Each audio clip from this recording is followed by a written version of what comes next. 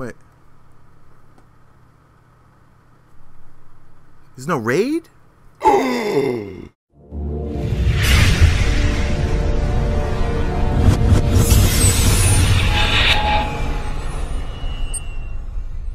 Let's get to it. YouTube, what is going on? Old Man Mesa here, back at it with some Destiny, and this is a really weird gameplay I got the other day. I happened to jump in a lobby as a Titan, and that's weird because I almost never play my Titan, because I'm not good with my Titan, but I seem to be on a team full of Titans, and I guess they were doing that infinite super exploit, whatever. Well, that's not really an exploit. Basically, they were all running Ward of Dawns, and that's it. They were just getting supers over and over, and I took advantage because I was on their team, but I thought it was complete lame sauce, and I would have left the lobby if I was on the other team. So I want to go over some House of Wolf stuff, some dates, as well as get your feedback and onions, opinions. I'm sorry, does that bug some of you guys when I say in my onions? All right, I'll stop right there. First off, I want to talk about that we're not having a raid. Now, at first, I was not pretty pissed, but I mean, I was pissed off because I was really looking forward to a new raid. But the more that I step back and kind of looked at things, okay. First off, we got to say to ourselves, every decision that any company makes regarding something like this has a lot of thought behind it. I know from my medical device sales background, when we released a product, the thing was $35,000. Every little thing that was just toiled over with for months before they made any changes or decided to do anything. So there's got to be some reasoning behind this, and here's what I think it is. Now, of course, they didn't do any research, so if you guys have any numbers, please drop them in the comment section. I couldn't find them anywhere. But in my humble opinion, I have a feeling a vast majority of the player base doesn't raid, and whether it's for one reason or another, whether they don't like it, or I know a lot of people don't have that was total fail right there. A lot of people don't have friends.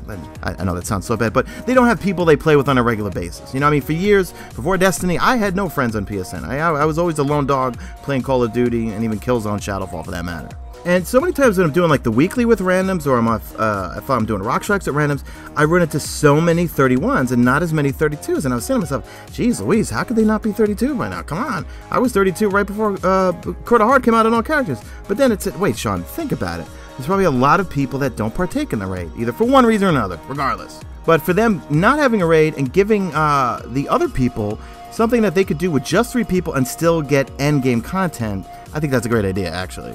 And I have a feeling that this Prison of Elders is going to be more fun than a Barrel of Monkeys. I mean, I guess people are saying it might be Horde mode or something like that. Listen, I've been enjoying this game all along. I'm still not bored with it, and I have a feeling that I'm really going to enjoy the Prison of Elders. Now, from Eric Osborne's post with regards to this new cooperative endgame activity, 2 words that I really like hearing: variety and replayability. And what's one of the most common things that we get our balls broken about, right? We do the same thing over and over just to get loot and gear. And we as Destiny players probably complain about the fact that, yes, we are doing the same thing over and over, and some things do get monotonous, okay, which I agree. So that's why I'm hoping that this Prison of Elders is something brand new that's going to be different. It could be different every time you go in there. We have no idea right now.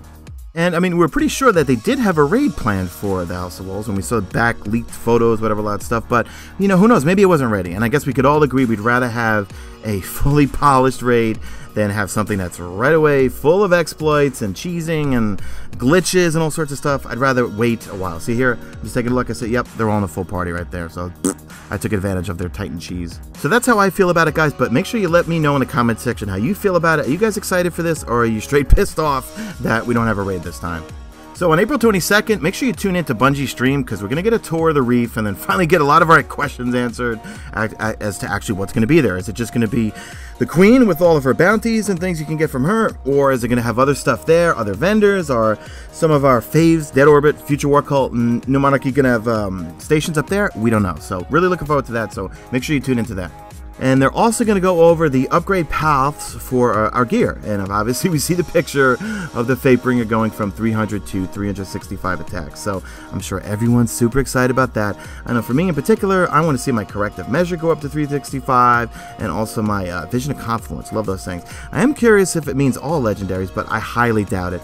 Anything from the vendors, because we're going to have all new vendor gear, I highly doubt they're going to do it. For a second I was praying I could get my Zombie Apocalypse up to 365, but that's not going to happen.